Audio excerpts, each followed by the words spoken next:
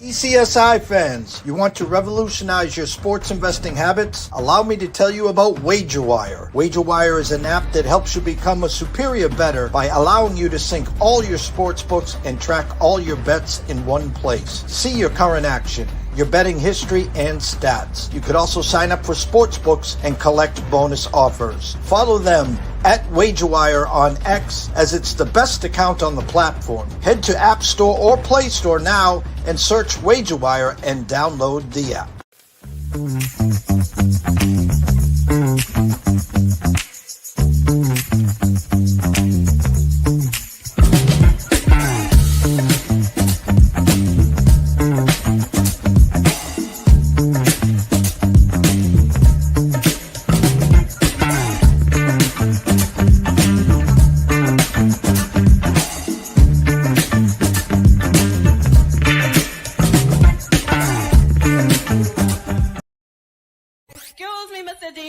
Check this out, we got a great show coming your way. From the ECSI Sports Studios, the #1 sports information program in America, the Breakfast Bankroll, with your host, the sports broker, Jeff Dawson.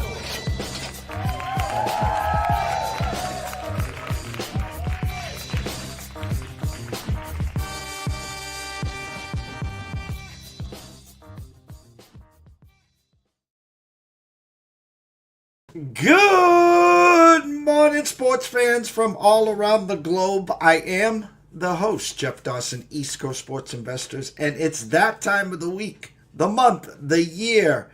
NCAA football is back. Week 0. Nick Hathcoat taking the reins, as you saw him last year come on with his Notre Dame team making it to the championship game. What a run he had. And, of course, we know him, Q, and, of course, Matt Grissom for the NCAA Insiders in the baseball as well. So we're going to have some exciting Fridays with Nick as we're going to talk Week 0, some futures.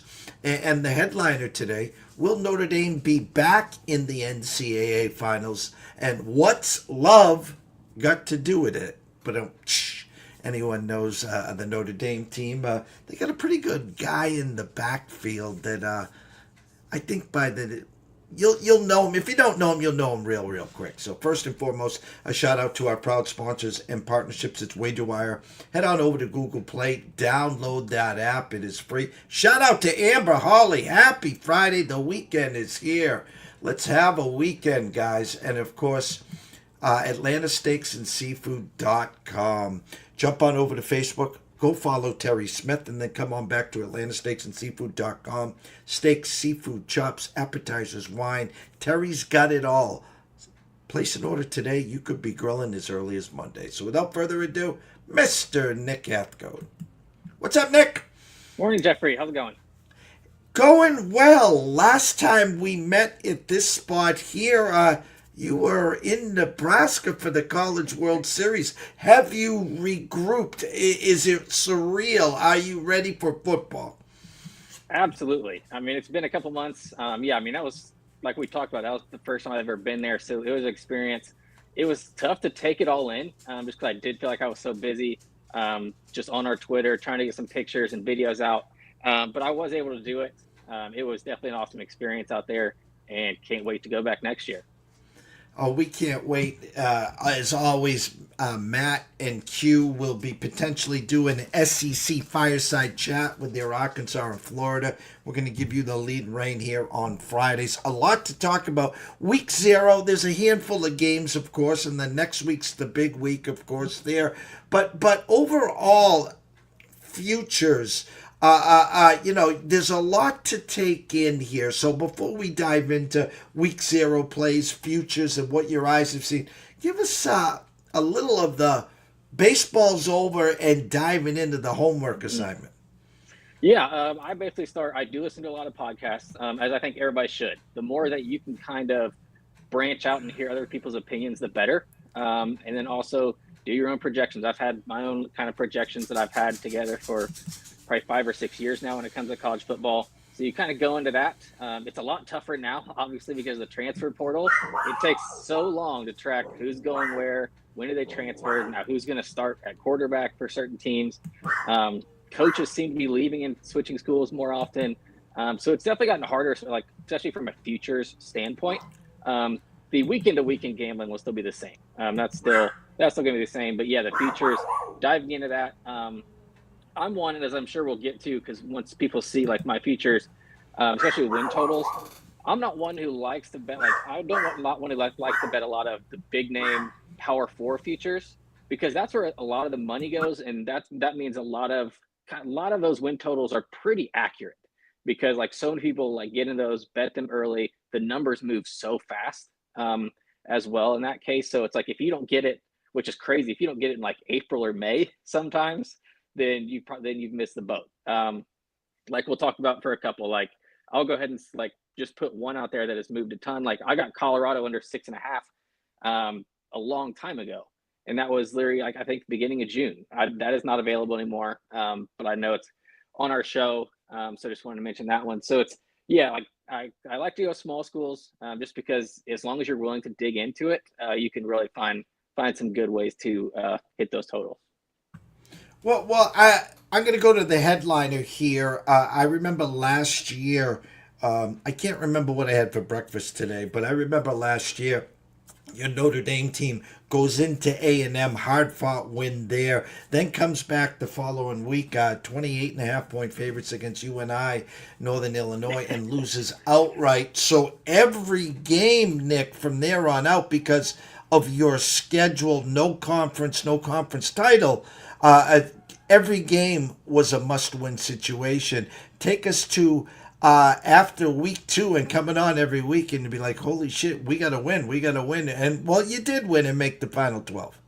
Yeah, I just had to bring up the Northern Illinois game again, didn't you? I thought we'd be over that moving into 2025, but that one is going to hang on. But, yeah, like you mentioned, every game was a playoff game for them. They couldn't lose, and they didn't. And they not only didn't lose, they looked completely dominant all year, and then showed it on the big stage. I mean, beating Georgia and Penn State, who everybody thought like they were both favored against Notre Dame in both their games, and just known as, I wouldn't even say they're bigger powerhouses, but people just trust them more because of the lack of like Notre Dame postseason success, probably ever since like 2008, 2009. So it was understandable. But yeah, I think the schedule works out better for Notre Dame this year. And we'll get to one of those features as well. You got a potential Heisman. We know they don't give it to running backs. We understand that. And there's a wide receiver over in Ohio State that will get a lot of hype. The same with Alabama. But talk about your backfield, your stud running back, and the thought process for him moving forward this year. Yeah, Jeremiah Love. Like you mentioned, if you haven't heard the name, you should know the name. I think, and a lot of people didn't over the season because he didn't have to get a ton of carries. They were trying to keep him healthy for the most part. He was only averaging like 10 to 15 carries a game, so he didn't crazy numbers, but he scored a touchdown in every single game he played. I think it was 14 games he scored a touchdown in. And then he broke out, and people saw him against like Georgia and Penn State, even with a knee brace on and not at 100%. I think everybody like took notice and was like, "Who is this guy?" There were even some big publications out that said like it would have been Ashton Genty and him like 1A, 1B as like running backs taken in the draft last year. So he should be the first running back taken. And then I think they also have the best, if not the best, the top 2 backfields in the country with Jadarian Price also to back him up. I know a lot of people are going to say Katron Allen and Nicholas Singleton at Penn State is also obviously a great one. But yeah, Jeremiah Love and Jadarian Price are not far behind, if they are even behind. So he will definitely have some, if he does get injured or tired, the goal is the postseason to win a national championship. So I don't think they want to use him. Don't think of it like Ashton Genty, where they're going to just want to give him 200 or 300 carries and just wear him out. So I think he will have a good season. But no, it won't be a Heisman type season just because he won't have the stats there. But he will have the highlight plays. That I'll tell you. Well, I'm going to put up your on the crawler here. Here are some of your futures and stuff. So I'm going to let you go right with it. And you do have a few that I really do like. I do have some Clemson to win the ACC. Yep. I do have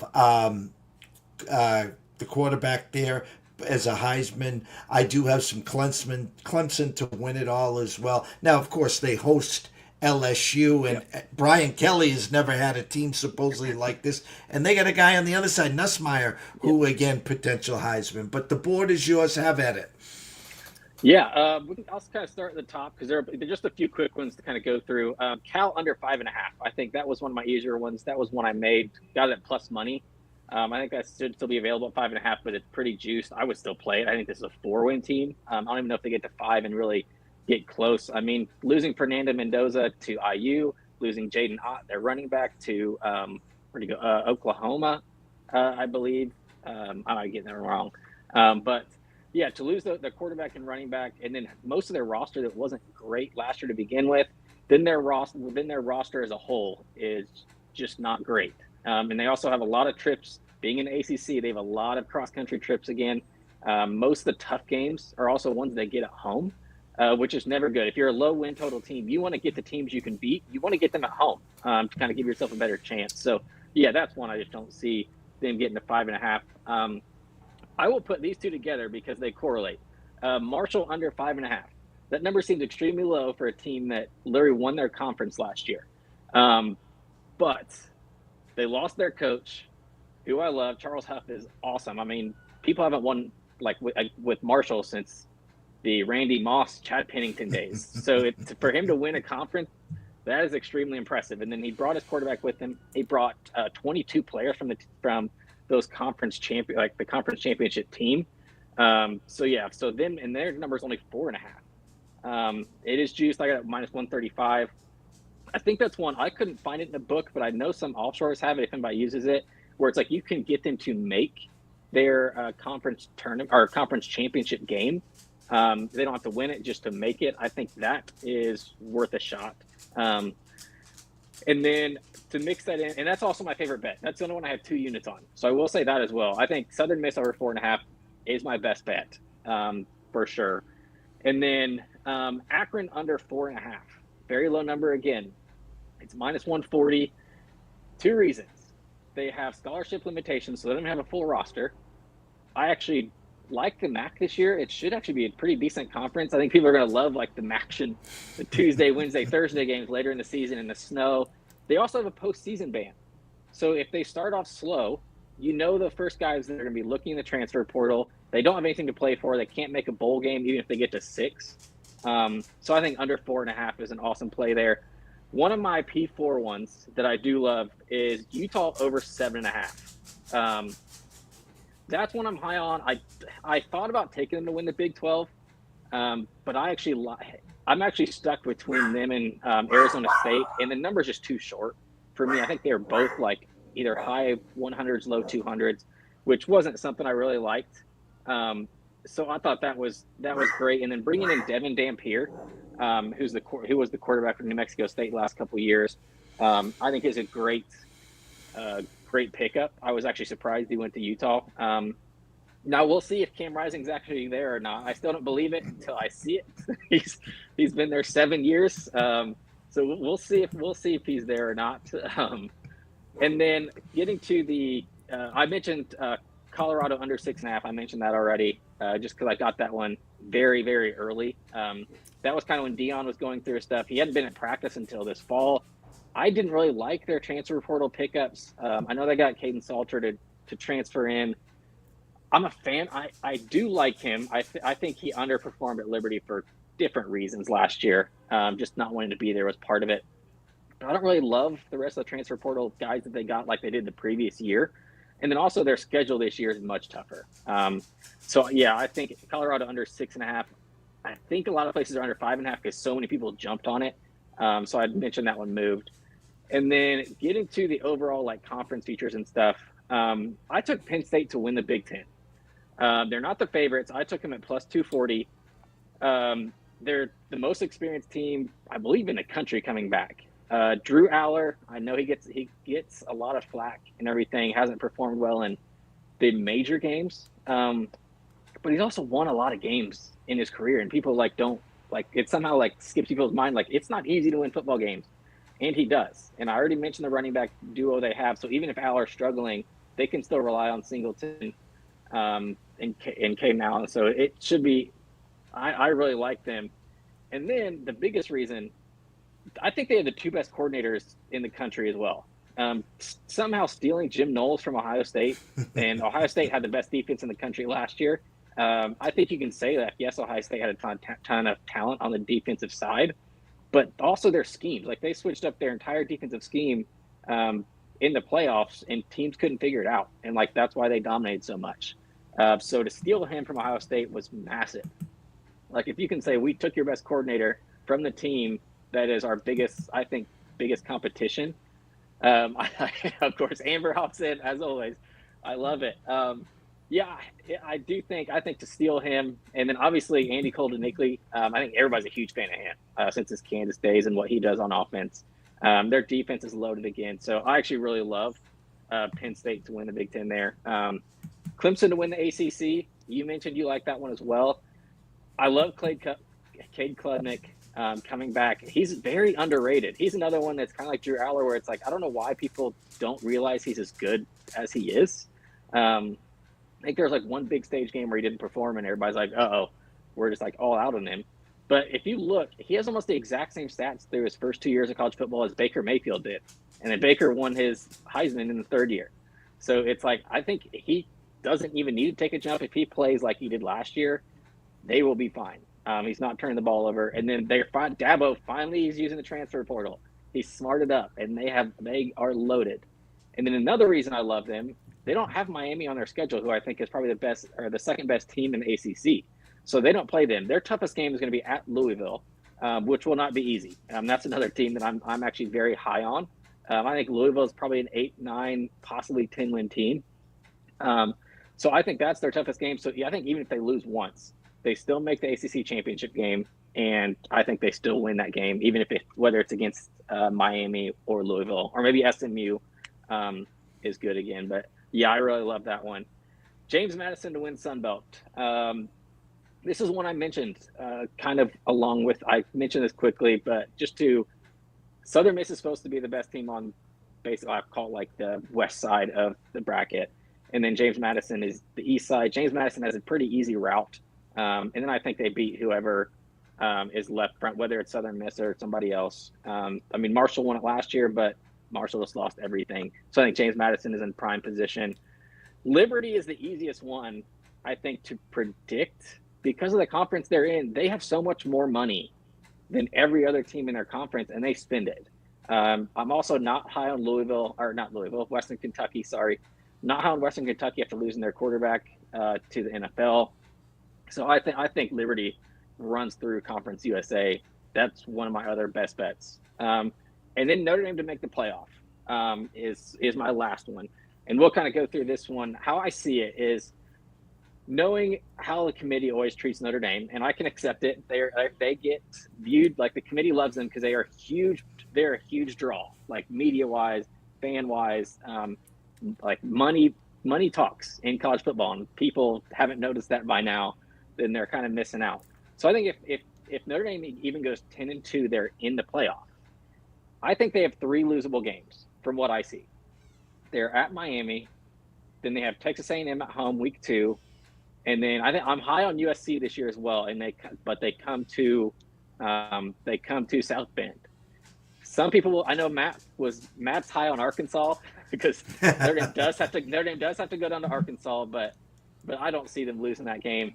A lot of it's going to come down to CJ Carr. I will say that, who's going to be a starting quarterback this year.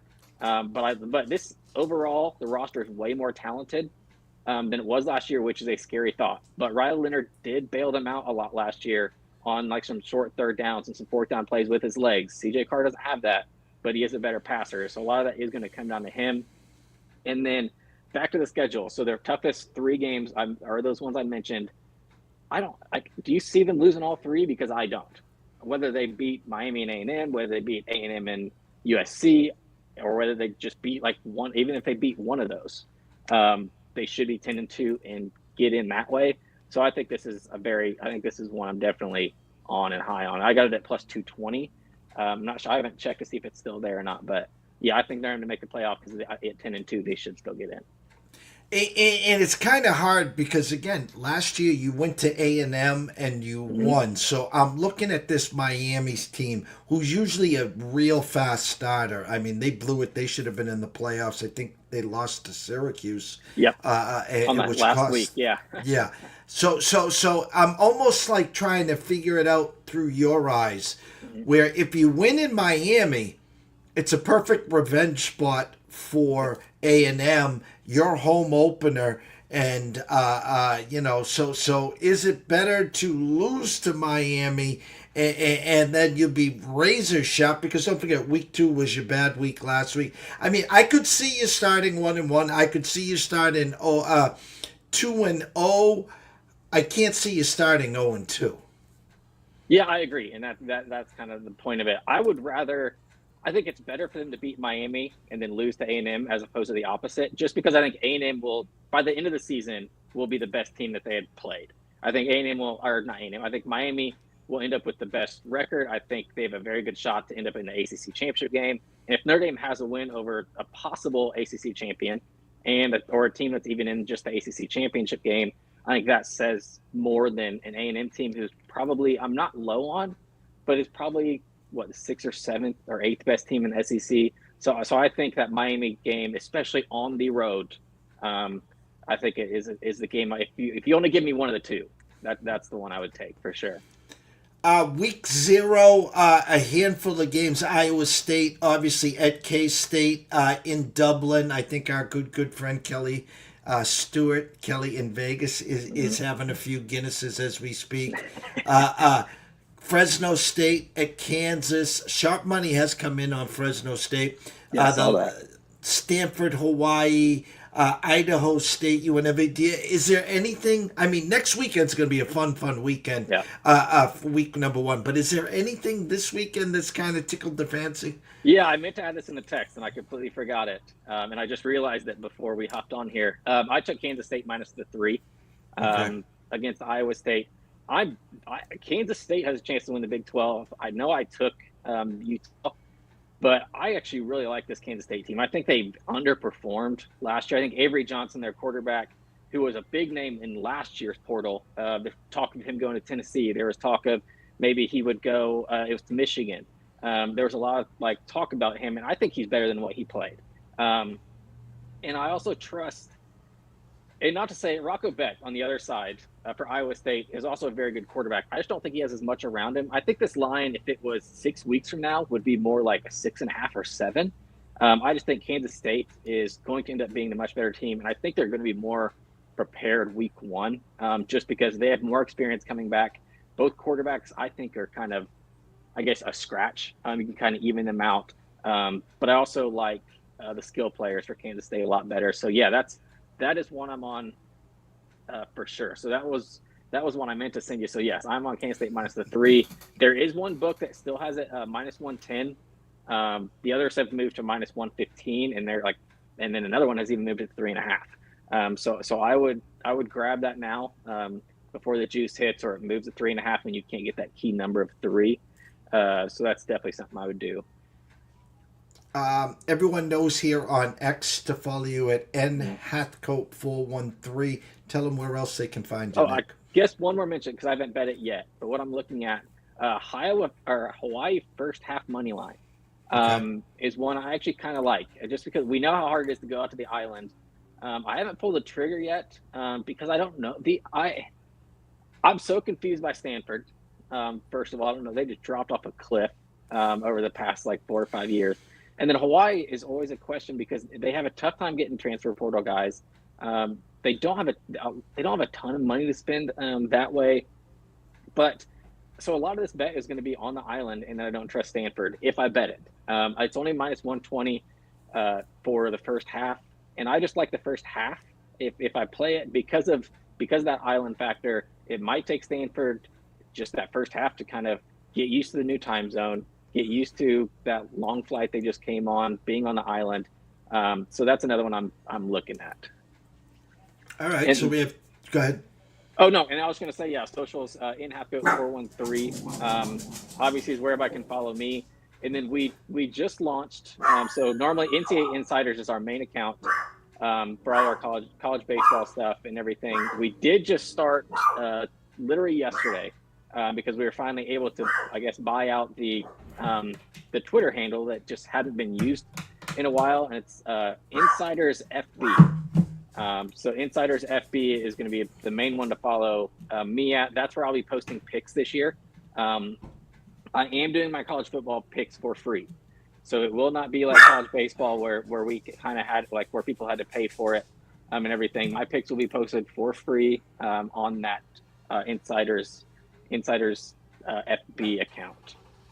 All right. Well, it's good to know. Insiders FB will have all the plays there. We'll have you here every Friday at 11 a.m. Look forward to it. Enjoy week 0.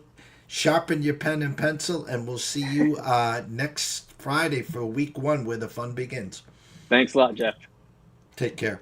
Go follow Nick at Nick Hathcoat, Hathcoat 413, and of course at Insiders FB. Nick and his Notre Dame train will be fun to follow along with him all year, and of course his expertise and knowledge in the game. When we come back, smooth turn to Mr. Sean Alvarez back, a little Saratoga Del Mar for the weekend.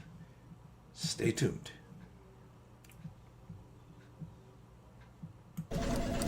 Jared, hey, we're going to need you to tone it down with the Summer Friday thing, okay? What are you talking about? Well, for one, it's not summer anymore. Oh, really? Coconut. Also, who is this? I'm the caddy. Oh, he's my intern. Sorry, intern. I'm his intern. Yeah, he's doing a great job. No golfing in the office, okay? Summer Fridays are over. You can keep the Hawaiian shirt, but the rest of the stuff, all right? Are you grilling? Oh, yeah. Did you want a burger or a hot dog? No, grilling in the office. It's a good point. We should take this outside. No, that don't. You put that right back down. Yo, it's all in the hips. Oh, dude, come on, we gotta go. Let's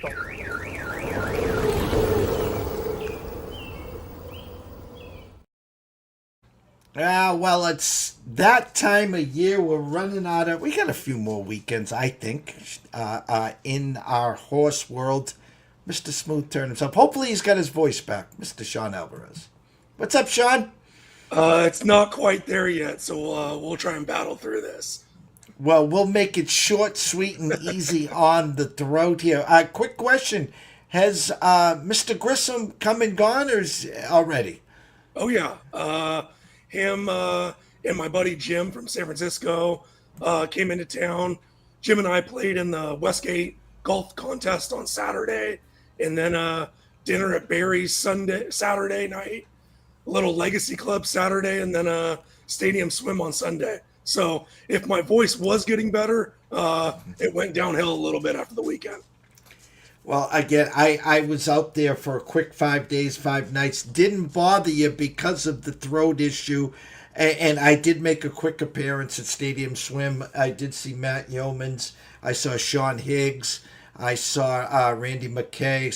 I was with Krakenberg for a handful of hours. So had a great time there. Shout out to Wager Wire and the premiere, of course, of the Whip Around. We had some fun out there.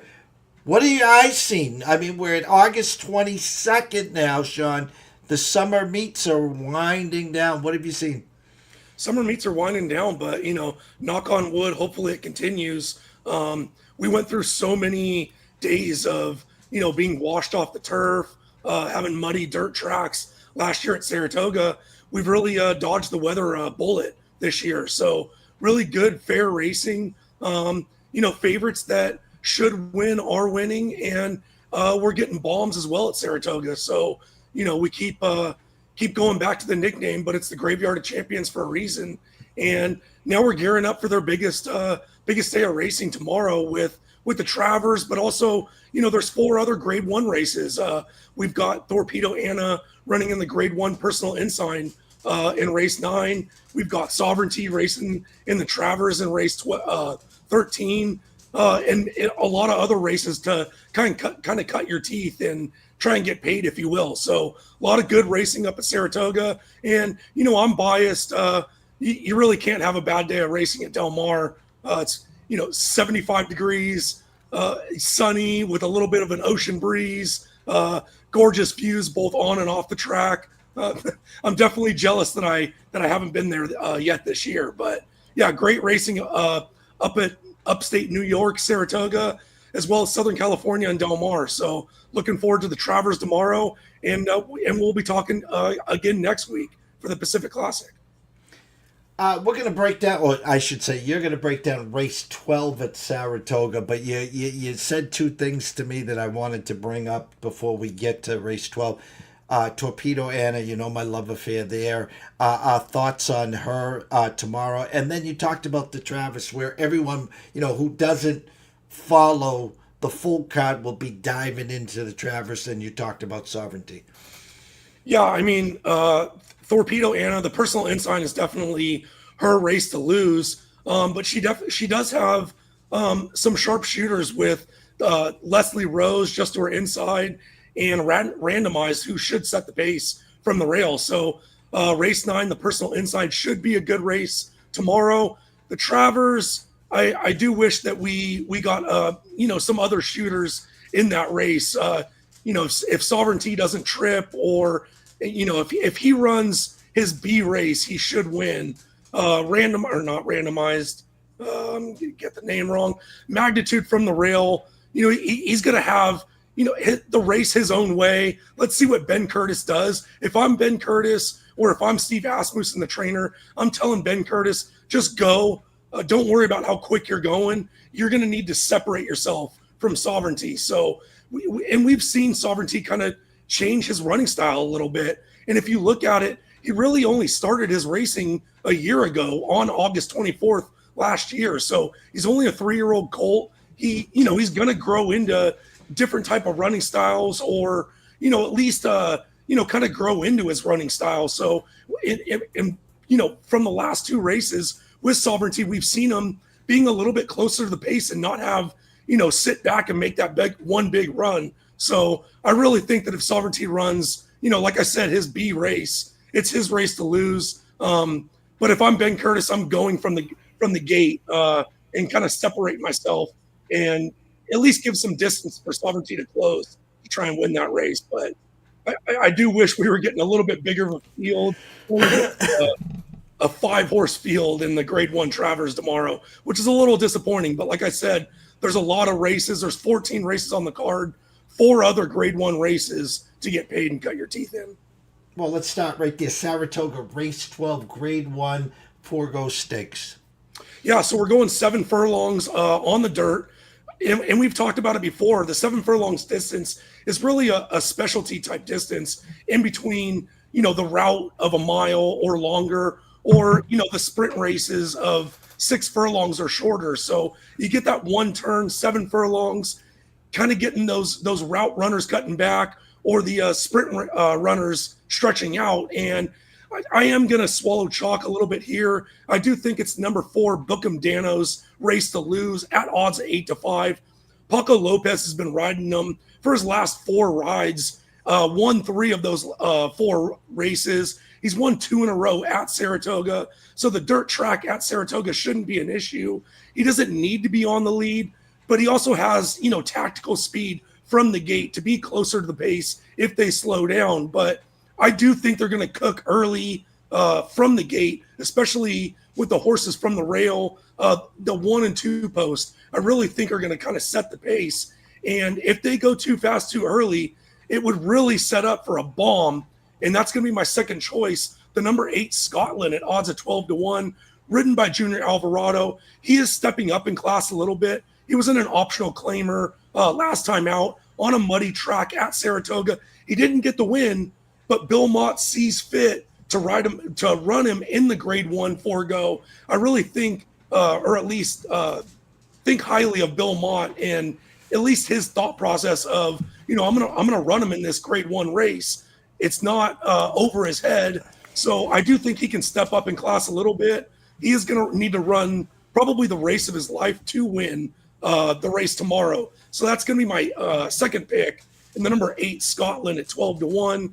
And then my third pick is going to be the number 7 Mulligan at odds of 7-2, ridden by the best jockey in the country, Flavien Prat. This is another horse that, can be quick, can be involved early from the gate, but he doesn't have to be. He does pass horses late in the race. And I do think that Flavian's going to kind of see what the favorite to his inside, but also the horses from the rail, the 1 and the 2 horses. Let's see how fast they go early and try to get the best out of his horse, the number 7 Mulligan at odds of 7-2. So my choices are going to be the number 4 Bookham Dano at 8-5. My second choice is going to be number 8 Scotland at 12-1, and then the number 7 Mulligan at odds of 7-2. And your exacta, sir? My exacta is going to be, I'm going to use the 4, 7, 8 up top, and then I'm going to use those 2 speed horses underneath on the rail. So it's going to be 4, 7, 8 over 1, 2, 4, 7, 8, and for $1, it's going to cost you $12 to punch. Well, I like where your eyes are definitely here on this one. We go from the East Coast in Saratoga to where your heart is, Del Mar. Race number 9, Grade 2, Pat O'Brien Stakes. Yeah, and what do you know? We're going to go 7 furlongs on the dirt again. The one-turn specialty sprint type race that we just talked about in the Grade 1-4 Go at Saratoga. This is the Grade 2 Pat O'Brien Stakes at Del Mar tomorrow. Again, I really do think that the race goes through the favorite, and that's going to be the number 2 horse Speedboat Beach, trained by Bob Baffert. He gets Juan Hernandez, his barn jockey, if you will, his number 1 jockey. This horse, he's gonna go from the get-go, and he's gonna try and go quick. There is another Baffert horse in this race that does have speed, but Baffert's not gonna let his horses kind of ding-dong back and forth and take his horses out. I think he's gonna have a little bit of a talk with Juan Hernandez and Kimura, the jockey of the number 4 Maymum, the other Baffert, if you will. So I do think that Speedboat Beach is going to be that horse that sets the pace. If he stumbles, I think Kimura will try to put his head in front. But I think from the get-go, we're going to see Speedboat Beach kind of gun for that lead. And if he's fast enough and good enough early, he can definitely kind of put these horses to sleep, if you will, on the front end. And then my second choice is going to be the number 6 Stronghold. It's another kind of shorter price. You get I call Antonio Fresu kind of the Flavien Prat of Southern California. He's a really good jockey. He has a really good mental clock as far as how quick he's going. And this is a horse that he's going to want to let everybody kind of establish themselves to his inside. He gets more of an outside post to be able to get his horse to settle. And then he's going to kind of make that one run. He does kind of make middle runs into turns, which is nice. And like I said, I really like that Antonio Fresu chooses to ride back here. He's ridden him in 9 of his 11 career starts. So it's always nice to see not only a top jockey, but a jockey that's ridden this horse and knows the horse to go ahead and ride back. So that's going to be my second choice, the number 6 Stronghold at 3-1. And then I'm going to go with another bomb. It's another horse that we've seen on the Southern California circuit, right, running in the Pacific Classic or the San Diego Handicap. And that's going to be the number 7 Express Train at odds of 12-1, owned by CRK Stables. And we'll talk about another horse that's owned by them in the likes of Baeza running in the Pacific Classic next week. A big time type ownership stable, if you will, ridden by Hector Barrios, which is kind of a sleepy, sneaky jockey on the Southern California track. He's won 22 races, or 22% of his rides at Del Mar, but he's not really talked about as far as one of the top jockeys. He's not a Juan Hernandez and Antonio Fresu or a Mike Smith type of jockey, but definitely more than capable. And he's a type of horse that is going to let everybody kind of make their early runs, and he's going to kind of sit back and make that one run. And like I said, with the likes of Speedboat Beach, another Baffert horse, there are other horses that like to be a little bit closer to the pace. If they cook early, we can definitely see the likes of the number 7 Express Train and Hector Barrios come rolling at the end. Exacta. Can you bring up the? Thank you. So I'm just going to use the two chalky ones up top, Stronghold and Speedboat Beach, the 2 and the 6, and then I'm going to get weird on underneath. I am going to use my 12-1 Express Train, but I'm also going to use other price horses that I think can clunk up. So I'm going to use 2-6 up top over the 1-2-4, 6-7-9, and because we use 2 horses up top, it's only going to cost $10 to punch. Well, again, we're getting closer to the end of the meet, but let's not fret because you got a big weekend next week in Del Mar. We got a big weekend next weekend, and I know we talked about it 2 weeks ago. We also have juvenile races to close out Del Mar, and I really like juvenile races. I don't know if you're familiar with the one horse that won a juvenile race at Del Mar. I think he went on to win a couple races. American Pharaoh. I think I heard of him, just a little. Sean, the scroll has been going the whole time. Of course, everyone knows they can find you on X at Smooth Turn 2, Wager Talk, WT.buzz/SA. As we always wrap up this spot here till next Friday, of course, tell them what you have behind the walls and what they should be doing in the long-term investment program. Yeah, also go find me at Smooth Turn 2 on TikTok and Instagram, especially Instagram. All my followers are friends and family from high school and in years past in San Diego. So let's get some sports bettors following me on Instagram at Smooth Turn 2. I do daily free videos there for free plays, whether it be baseball, we're leading into football. I also do a couple horse racing things there. So go get free picks at my Instagram, and then get all my subscriber and premium plays at WT.buzz/SA. It's my homepage at Wager Talk.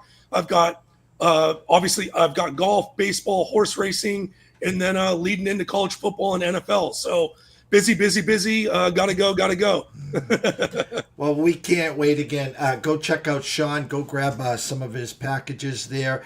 Whether you're just horsing around in the horses or, again, golf, baseball, football, he does it all. So, again, at Smooth Turn 2 on X, and, of course, now on Instagram and TikTok as well. Week complete here. Potential late night closing bell with Riley Magnuson. If not, we'll be back Monday morning with Scotty Webb at 10:30 a.m. for the MLB Weekend Report and Market Report for Monday. So from myself, Jeff Dawson at EC Sports Investors, the one and only Mr. Sean Alvarez at Smooth Turn 2. We wish everyone a blessed day, a great weekend ahead of yourselves. Behave, stay in your lanes, and see you soon.